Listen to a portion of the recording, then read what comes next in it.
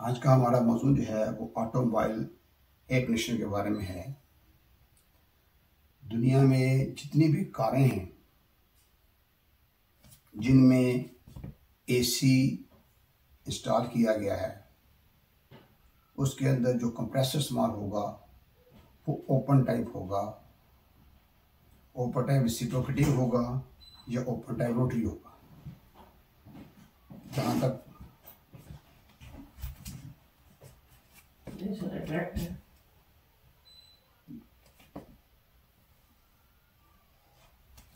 जहाँ तक open type rotary compressor का ताल्लुक है, उसका इस्तेमाल बहुत ज़्यादा है और जहाँ तक रेसिप्रोकेटिंग ओपन टाइप का ताल्लुक है उसका इस्तेमाल बहुत कम है।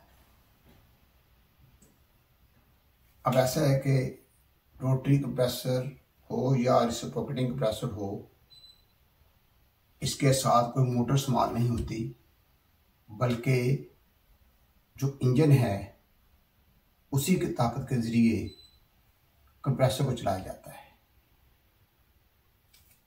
कंप्रेसर के बाहर शाफ्ट होगी, उसके ऊपर पुली होगी, बेल्ट लगी होगी, आगे मज़ीद पुलियाँ लगाई जाती हैं ताकि इंजन पर लोड बहुत ज़्यादा ना पड़ जाए। कंप्रेसर के अंदर 12 वोल्ट का क्लच होगा।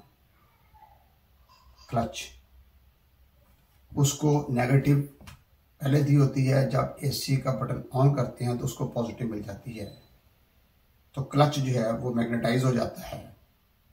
उसकी वजह से उसका ताल्लुक जो है वो कंप्रेसर के रनिंग के साथ मामले के साथ हो जाता है, तो कंप्रेसर चल पड़ता है। देखने में अगर आप कार का बॉर्न खोलें, उसको देखें, आपको कंप्रेसर चलता हुआ नजर आएगा, लेकिन चलना उस वक्त है इसमें सही मायनों में जब इसका क्लच जो है उसको सप्लाई मिलेगी। क्योंकि दुनिया में ज़्यादा बल्कि सारी कारें ऐसी हैं जिनमें 12 वोल्ट की बैटरी जो है इस्तेमाल होती है। 12 वोल्ट पे तमाम चीज़ें चलती हैं। और डीसी इलेक्ट्रिक जो है, डीसी डायरेक्ट करंट जो है, उसमें दो तारें, एक नेगेटिव एक पॉजिटिव। पूरी कार की बॉडी जो है वो नेगेटिव कर दी जाती है और पॉजिटिव जो है उसके वो स्विचों के जरिए जो है फिर वो चीज़ को पहुंचाई जाती है। अब जो है जब कंप्रेसर जो है वो चलेगा तो सक्शन डिस्चार्ज का अमल होगा। वहां से रेफ्रिजरेटर जो है कंप्रेसर से एक फ्लेक्सिबल पाइप के जरिए कंडेंसर पहुंचाएगी। फ्लेक्सिबल पाइप क्यों लगाए गए हैं कि कार में कौन से एक जगह खड़ा होना है। कार कभी तेज जा रही है, कभी आहिस्ता जा रही है, कभी जंप आ रहे हैं, ठीक। इस लिहाज से उसमें फ्लेक्सिबल पाइप लगाए गए हैं। अगर वो फ्लेक्सिबल पाइप नहीं लगाते तो पाइप क्रैक हो सकते हैं और गैस लीक होने का खतरा है। इसलिए रबड़ के बड़े आला किस्म के, बड़े मजबूत किस्म के पाइप जो है उनके आगे नट लगे हुए हैं, जिसके जरिए उसकी फिटिंग हो जाती है। जैसे फ्लेट नटों की होती है इस तरीके से फिटिंग हो जाएगी। ये रबड़ पाइप है अपना फ्लेक्सिबल।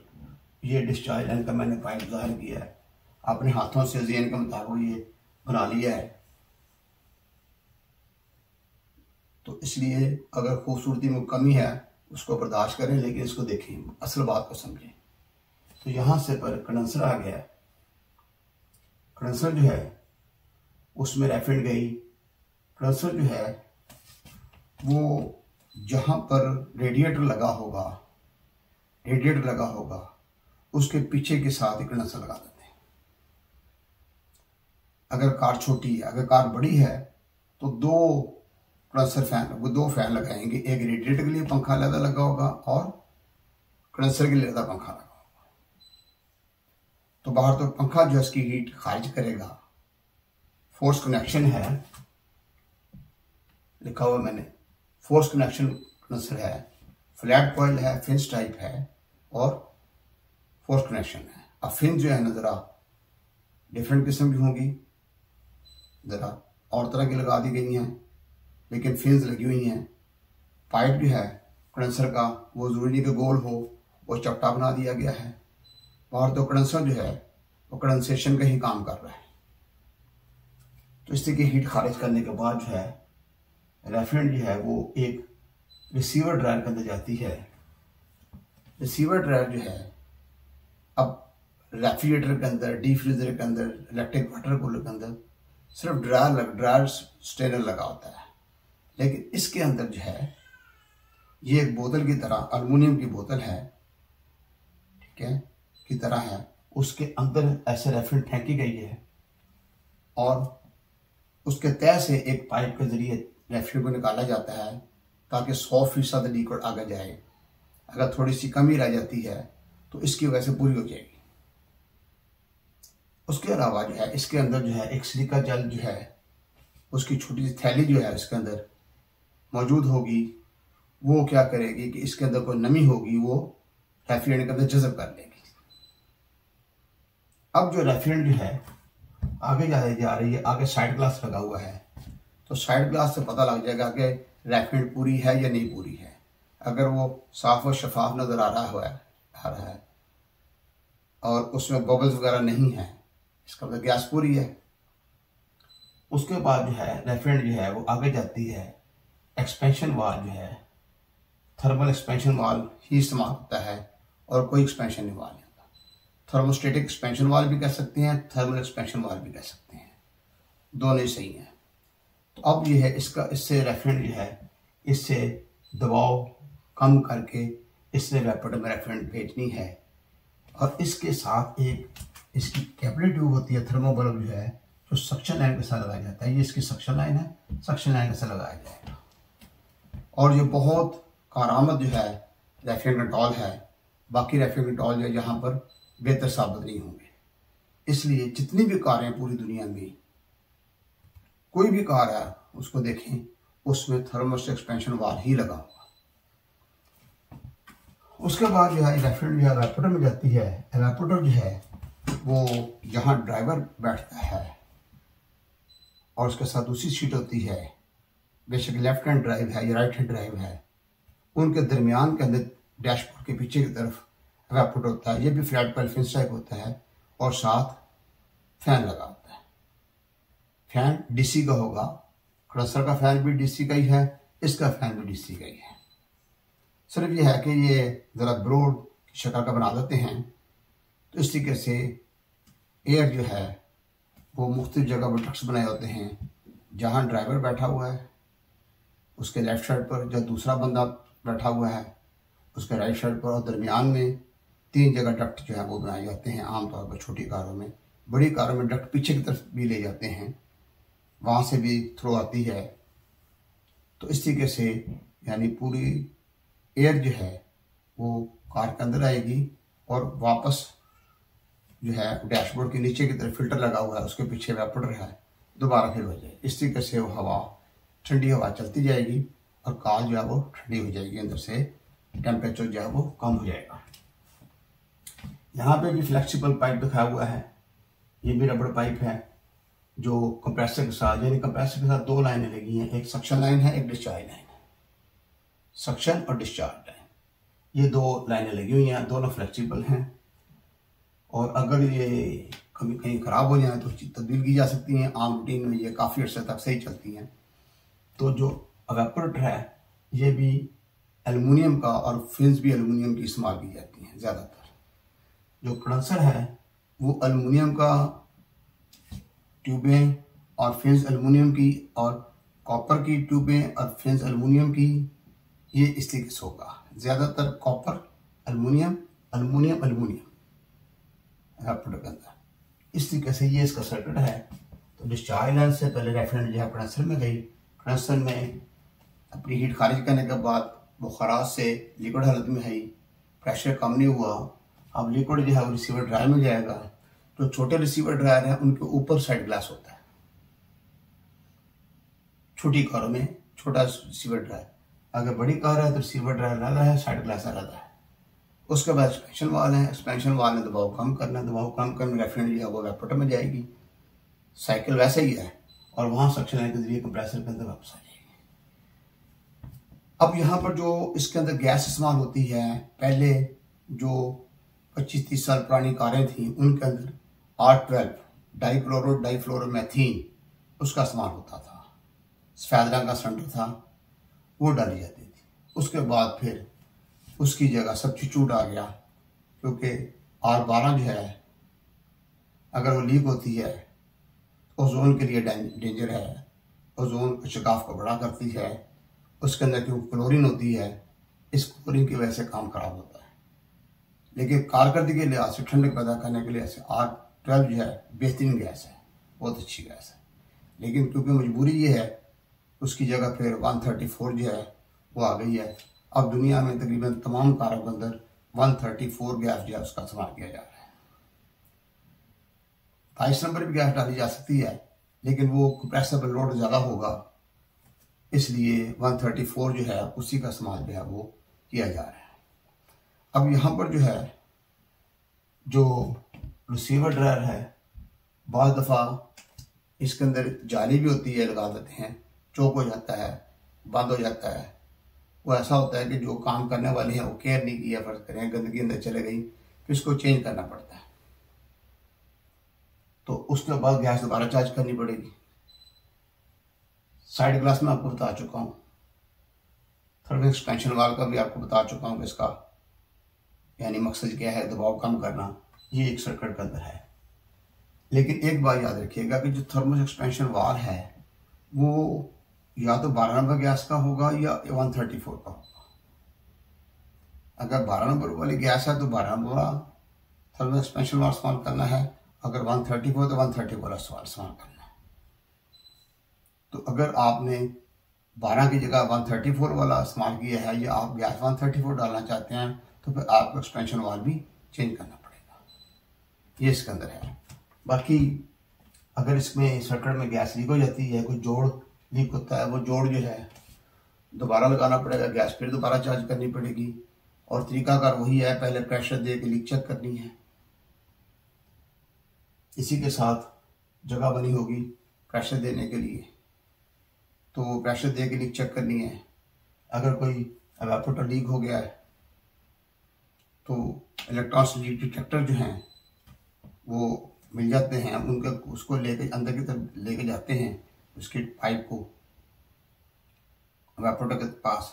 अगर उसमें ब्लिंक हो रही है, उसकी लाइट और आवाज़ आ रही है, इसका मतलब लीकेज है वहाँ पर।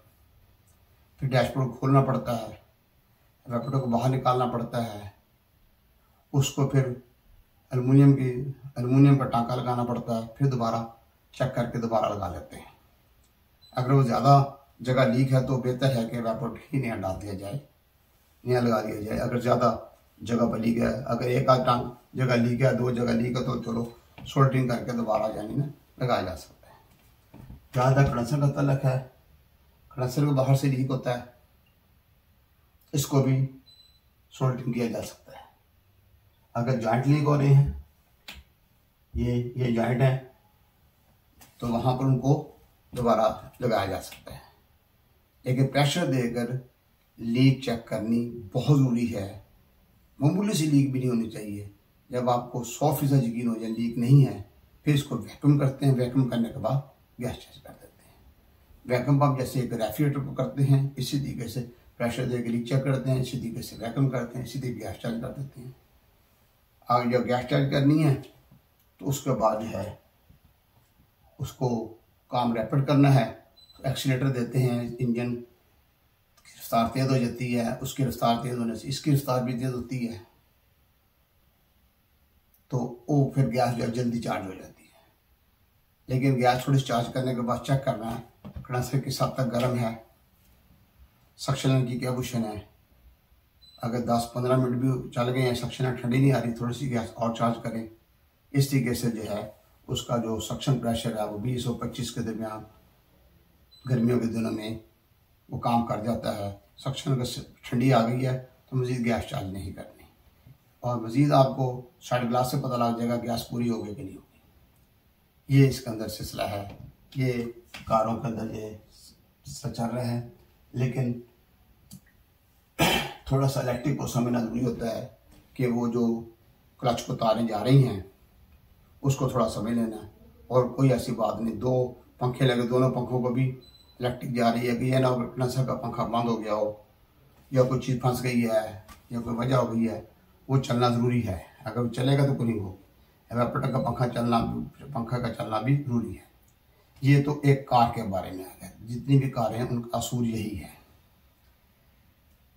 अगर कोई बड़ी कार है फ्लाइंग कोच, उसमें भी यानी इस्तेमाल कर लेते हैं, इंजन की ताकत को इस्तेमाल कर लेते हैं। लेकिन जो बड़ी बसें हैं उन बसों में ऐसा नहीं किया जाता। बस का इंजन ज़्यादा होगा और एक मिशन जो है उसके लिए भी इसका इंजन ज़्यादा होगा। वहां पे भी डीजल इंजन है, पीछे भी डीजल इंजन लगाया हुआ है। वो डीजल इंजन जब चलता है तो कंप्रेसर को भी चलाता है और कंडेंसर फैन को भी चलाता है, बेल्टों के जरिए दोनों चीजें इकट्ठी चलती हैं। बस के पीछे की तरफ 4 बड़े बोर्ड लगे हुए हैं, उनको खोलने के बाद पूरा सेट नीचे आ जाता है, पूरा का पूरा सेट नीचे आ जाता है। वहां पर प्रेशर देख ली चेक कर लेते हैं, वैक्यूम का गैस का चार्ज करते हैं, सीसा सारा देख लेते हैं, सर्विस कर लेते हैं। तो उसका भी condenser flat coil fish type होगा। कंप्रेसर जो है वो रिसिप्रोकेटिंग होगा, रिसिप्रोकेटिंग ओपन डाई कंप्रेसर होगा। और कंडेंसर जो है फ्लैट कॉइल फिश टाइप होगा। साथ पंखा है, जब इंजन चलता है डीजल इंजन उसके तहत चलता है। उसके अंदर रिसीवर ड्रायर भी है, साइड ग्लास भी है, लेकिन वो अलग है। जब कभी बस के अंदर बैठे तो ऐसा लगता है जैसे बस का इंजन स्टार्ट है। बस का इंजन स्टार्ट नहीं है, बल्कि एयर कंडीशन जो है उसका इंजन चल रहा है, उसकी वजह से अंदर कूलिंग हो रही है। और जिस वक्त बस को चलाना है तो उसका इंजन उसको ज़्यादा चला देते हैं। तो बाहर तो उसका भी प्रेशर देना, लीक चेक करना, वैक्यूम करना और गैस चार्ज करना एक है। उसमें भी 134 गैस का इस्तेमाल हो रहा है। अब कुछ हमारे टेक्नीशियन भाई भी हैं, वो कूलिंग ज़्यादा बेहतर बताने के लिए साथ 22 नंबर गैस भी डाल देते हैं, R22 डाल देते हैं। R220 बेशक उससे ज़्यादा ठंडक पैदा करने वाली है, कूलिंग जो है वो ज़्यादा होती है, लेकिन इंजन पर लोड डलता है क्योंकि डीजल इंजन तो बर्दाश्त कर जाता है, इसलिए उनकी गलती सामने नहीं आती। 22 नंबर गैस डाल के ना दिखा देते हैं। उसकी लिए भी यही शर्त ये है कि उसका कंडेंसर बिल्कुल साफ हो, पंखा चाहता हो, अंदर ब्लो चल रहा हो। जब बस के अंदर बैठेंगे तो बस के ऊपर जो है ना इस तरीके से हर जो सीट है उसके ऊपर एक नोजल लगी हुई है, वो नोजल से ठंडी हवा ऊपर आती है। उसको बंद कर लें, उसको लेफ्ट कर लें, राइट कर लें, फ्रंट कर लें, बैक कर लें, जिधर मर्जी मूव कर लें, और तो हवा जो है ठंडी अंदर ही आनी है। इस तरीके से जो है फिर पूरी बस के पीछे की तरफ बैक साइड के ऊपर रैपटर होता है, उसका फिल्टर होता है, वहां से हवा ऊपर जाएगी फिर वापस आएगी। इस तरीके से वहां ब्लोअर लगा हुआ है और पूरी बर्फ जो है उसके अंदर इस तरीके से कूलिंग होती है। तो ये तमाम बसों का असूल यही है। उसमें 2 इंजन होंगे, एक इंजन जो है वो उसका अपने बस को चलाने के लिए है और दूसरा इंजन किसके लिए है, उसके लिए है एक मिशन के लिए। तो उस इंजन की ताकत से वो चलना उसमें। तो लेकिन ऊपर वाला जो फैन है उसको 12 वोल्ट दिए जाएंगे, जो कंडेंसर फैन है उसको 12 वोल्ट देने की जरूरत नहीं है। वो कंप्रेसर चलने के साथ उसने भी चल पड़ना है, जैसे कंप्रेसर बंद होगा उसमें बंद हो जाना। तो ये इसके अंदर होगा। जैसे हवाई जहाज के अंदर भी नोजल इस तरीके से लगी होती हैं, लेकिन हवाई जहाज के अंदर जो सिस्टम है वो बहुत लाइट रखा जाता है, वजनी नहीं रखा जाता, क्योंकि हवाई जहाज का अपना जिस्म भी सारा एल्युमिनियम का होता है। अगर वो देगी लोहे का बना देगा हवाई जहाज उड़ेगा ही नहीं। तो उसके अंदर भी इसी तरीके से उस सिलसिला होगा। और तो उसके अंदर भी 134 कुछ 22 और गैस भी इस्तेमाल हो सकती है जैसे को डिज़ाइन किया गया है। और तो इस तरीके से ऑटोमोबाइल का सिलसिला इस तरीके से होगा। लेकिन डिस्चार्ज और सक्शन के पाइप जो है वो अक्सर फ्लेक्सिबल बनाए जाते हैं ताकि लीकेज का खतरा ना हो। ये इसका मामला है। तो उसका जो कंडेंसर लीक हो जाए तो जो बसों के साथ कंडेंसर लगाए जाते हैं वो कॉपर के होते हैं सारे, और फिर एल्युमिनियम की होती हैं। उनके यू होते हैं, यू कभी लीक हो जाते हैं तो यू को सोल्डर किया जा सकता है। लिक्विड रिसीवर अंदर लगा हुआ है, रिसीवर में गैस का ठीक करें, टाँके लगाएं तो फिर उसी को चालू कर लें। इस तरीके से होगा। और ड्रायर भी लगा होगा वहाँ पर, अलग बड़ा ड्रायर लगा हुआ है, यानी कंप्रेसर है, कंप्रेसर के बाद कंडेंसर है, कंडेंसर के बाद लिक्विड रिसीवर है, लिक्विड रिसीवर के बाद साइड ग्लास है, फिर ड्रायर है, फिर एक्सपेंशन वाल है, फिर वेपोरेटर है। ये तरतीब उनकी होगी। तो ये ऑटोमोबाइल के बारे में मैंने आपको बताया है, इस पर गौर करें। मोबाइल नंबर आप मेरा आपके पास आ गया है, फिर भी कोई चीज़ ना समझ आए पूछें। जितना मेरे पास नॉलेज है अल्लाह ताला दिया है, मैं आपको आगे कन्वर्ट कर